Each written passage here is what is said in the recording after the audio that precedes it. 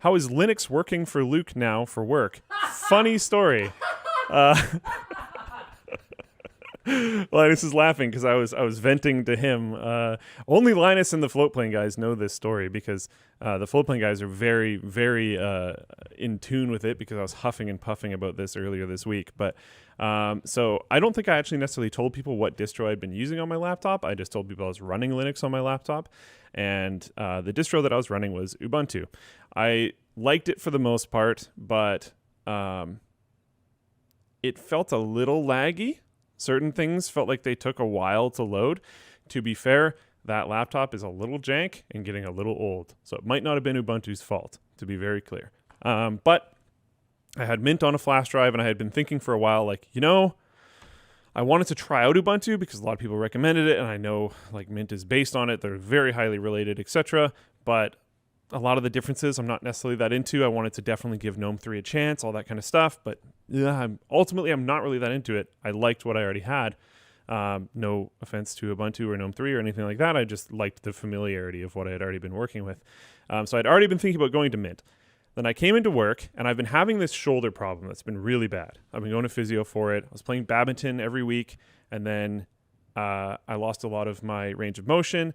I can like barely even reach behind my back. I tried to prove to Linus and Yvonne that it was getting better when I was at their place one night, reached behind my back, and we all heard my shoulder sound like it went through a cement mixer, just crunch. And I was like, well, there goes a lot of progress. So the shoulder tightness and muscle pain and whatnot has been spreading to kind of like my neck and my upper back a little bit as well.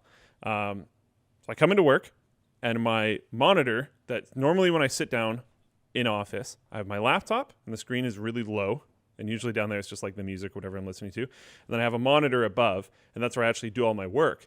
But it wasn't working for some reason. I tried a few steps to diagnose it, but like I got stuff to do. I can't sit here and diagnose my laptop all day. So I'm working down like this, and my neck really starts to hurt. So I'm like, oh, whatever. I have Mint here anyways. I've been thinking about it. It's only going to take like 5-10 minutes to get it set up, whatever. I install that, and it works. The external monitor works. Great. Things are good. I'm working along, doing whatever while it's updating in the background, and then just suddenly, boop, gone. I don't know what update did it. It was not the graphics driver. I know that much. So I have no idea what kicked it off again. But again, I'm sitting here stuck looking down at just my little laptop screen, which is not a good work experience, especially when I'm having these muscle problems. So then I installed Windows. Can I just jump in and say that when I laughed, it wasn't because I'm some kind of like Microsoft simp or something like that. I am absolutely well aware that they're flawed. They have flaws. I mean, I've spent a fair bit of my time being very frustrated with Microsoft over the Halo crashes that I've been experiencing. Yeah, it's a lot better now that I disabled the HD texture pack. Nice. It's still not perfect. No. And it's not actually okay. So I should say I haven't crashed since then, but the experience of gaming is still terrible. There was a 2-day period where I played probably somewhere between 8 and 12 matches. I can't remember exactly. I think 2 or 3 of them were actually 4v4. Oh, because people keep leaving? Because people keep crashing. That too. Well, some of it is because people are chasing the challenges. Oh, that I didn't know. So if they jump into like, say here's an interesting one. You have to grapple shot 5 people. Well, some maps don't have the grapple shot. So they'll just drop. So they'll just leave. Brutal. So anyways, I installed Windows, and yes. Okay, I didn't even realize that. Yeah. I mean, to be clear, I don't think that's most of it for me, because a lot of them would disappear like just mid-match randomly. Like we'd be winning, and someone would just leave.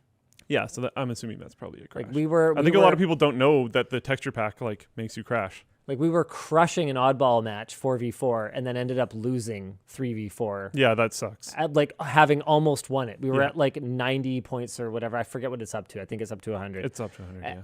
And then it was like 90 to 20. That hurts. And then it just completely turned around. I was like, what is going on? Why is this one of them's gone? And that's a very like acidic way to lose. It just sucks. Yeah. It's such a terrible gaming experience. Yeah. So I'm just laughing because I just think it's funny that everything is trash. And what really sucks is yes, I got the monitor working and I was able to work for the rest of the day. Also, like I said, it took 5 or 10 minutes to get going on Mint. It took a long time to get going on Windows. It takes 5 or 10 minutes to get through the Just the setup clicky wizard things. at this point in Microsoft and Windows. Oh, and there's just some okay, Log in, get my 2FA. Hey, wait a second, we're setting up. Well, then what were you doing before? yes. What were you doing when you were installing? And why do we have to do all these yes or no's before it installs? And you're doing all this stuff. Why is it that when I'm dropped on the desktop, I still have to install chipset drivers? How many companies make CPUs at this point? You can't just... do you not have Intel's phone number?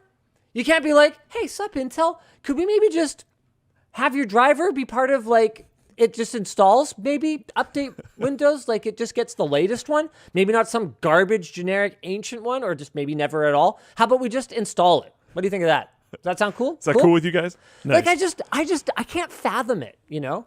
And stuff like that that's been, 20, 26 years later or whatever, since Windows 95. How are we still right-clicking on a yellow exclamation mark in Device Manager in order to install a driver for something? That should never happen. Yeah, and Okay, especially to clarify, it should never happen on an utterly mainstream, and paid for. whatever the Asus, $130, $140 motherboard with whatever the Core i7 of the day is, and some NVIDIA or AMD current GPU, you should not need to do that. You should not On need a to paid touch operating system. Device Manager. I installed it with legit license. Just saying. Yeah. And installing Mint and then Windows back to back was an incredibly frustrating experience because 100%. Mint has the first launch experience window that sure. shows up after you install. You can just close it if you want. It doesn't Yeah. matter. And it has a bunch of options you can configure. And that's actually really nice because you go through the list and it's a lot of reasonable things that you would do when you first turn on a computer. I want to make sure my graphics driver is correct. I want to update the rest of my drivers. I want to configure how my windows look. I want to do Yeah. these types of things. Great. That'll make sense. Text sizes, things like that. Yeah. Yeah, Microsoft, how did they not... what's funny is they used to have personalization stuff as part of that whole process. Yeah. They probably realized it was way too long, and instead of cutting garbage like telemetry and just not having it maybe, they cut all the stuff that you actually care about. Like, I'm pretty sure Vista prompted you Hey, for do you your want- color scheme. Do you want targeted ads or untargeted ads? We're going to have ads no matter what in your paid operating system. Oh my goodness, I was so cheese. And then and honestly, not having the package manager, which I've become used to on my laptop, made setting up Slack and Teams and all this. Well, Teams you have to get anyways, but whatever. It made setting up all these other things that I needed take longer. 100%. So the whole process just took forever. And then I'm just cheesed that I'm on Windows because honestly, at this point, the user experience on my laptop on Windows is worse. But the screen worked. And I'm sure someone's like, well, I know that problem. You have to fix it by doing these various things. That's cool. I really needed to get work done, really badly.